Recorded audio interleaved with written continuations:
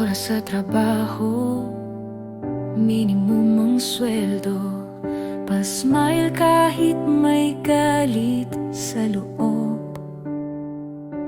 Lahat ng yes po, kahit gusto ko nang umuwi. Tapos uwi, luto, tulog, tapos bukas ulit. Sabi nila, sipag mo, aasenso ka rin. Pero ilang taon na puro tiis lang pa rin. Yung bayarin mas mabilis pa sa sahod. At kahit may overtime, parang kulang pa rin. Hindi ko hinahanap ang yaman. Gusto ko lang naman kahit konting ginhawa. Saan ba dito ang bawi? Saan yung parte na ako naman ang makahinga?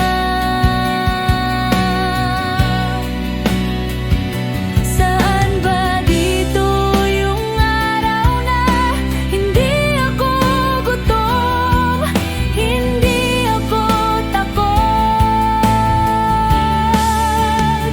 Kasi puro kaya mo yan ang naririnig ko. Pero kailan yung totoo kong sagot? Saan ba dito ang bawi?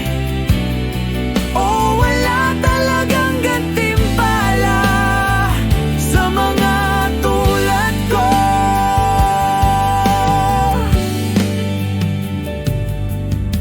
Sa break time, titig lang sa dingding. Wala nang kwento, wala nang asar. Pagod lang lahat.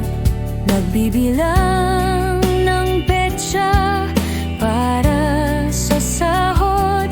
Pero pagdating parang siningil na agad ng mundo. Maliban na umasa ng konti na sana